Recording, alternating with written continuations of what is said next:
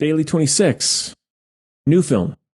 Let's get to Fast X, or Fast 10, which is the latest in the Fast and Furious franchise. This one is directed by Louis Leterrier and Justin Lin. Stars a massive cast: Vin Diesel, Michelle Rodriguez, Jason Statham, Jordana Brewster, Tyrese Gibson, Ludacris, Natalie Emmanuel, Charlize Theron, John Cena, Helen Mirren, Brie Larson, goes on. And the synopsis is Dom Toretto and his family are targeted by the vengeful son of a drug kingpin, Herman Reyes. And Jason Momoa. That's a big one. Sorry, he was way down on the list.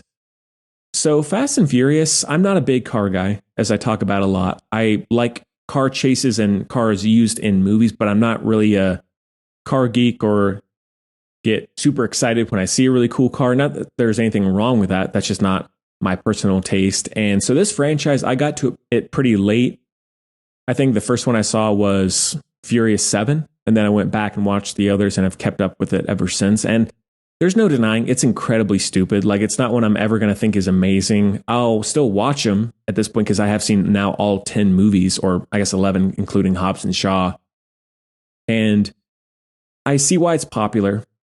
It's got some ridiculous action, a huge cast, and very stylish and all that. But breaking each of these movies down, first of all, Fast 5 is still by far the best, in my opinion. And then maybe 7 is a close second. But I think the fifth one is by far the best.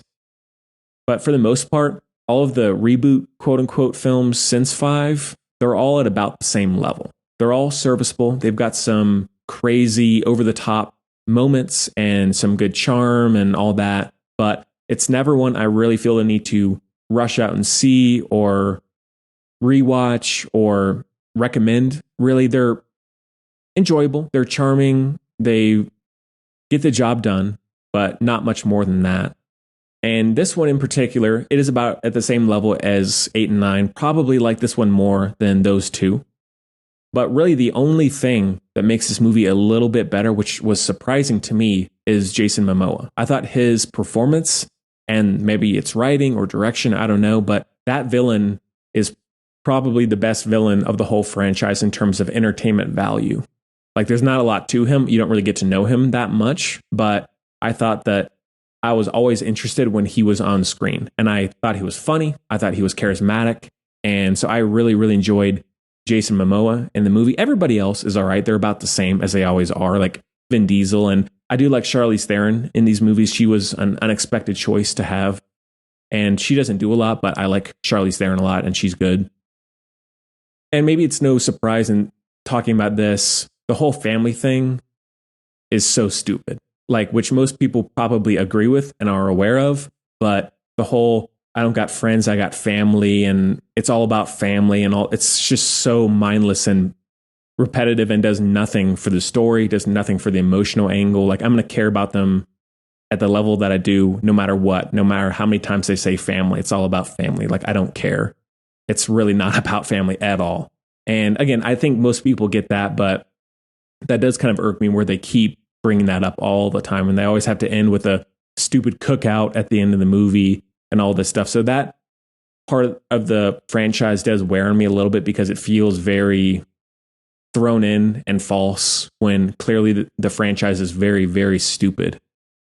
But besides that, I didn't know going in that this one was the first of a trilogy. So I did find that the final act and that ending was a little frustrating and surprising, because I was thinking there's only like 5 minutes left. Like, how are they going to wrap this up so quickly? And then it ends on a bit of a cliffhanger. So I don't hate that inherently, but it's almost the same thing with the Mission Impossible film from last year, where it ends on a cliffhanger because it's part 1 of 2. I don't mind that, but at the same time, there is so little actual substance and story in these movies. I don't think there needs to be 3. Now, I will be happy that Jason Momoa will at least be in one more, if not all 3. I'm happy about that because that'll add a little bit more entertainment value for me. And then besides that, the action is all right. Like, the stuff on the highway is pretty good. Stuff with the helicopter is good. The race with Vin Diesel and Jason Momoa is good. So it's all the same. Like, is almost Michael Bay in a way where you could put one action sequence in another movie and you wouldn't even notice that it was part of another film.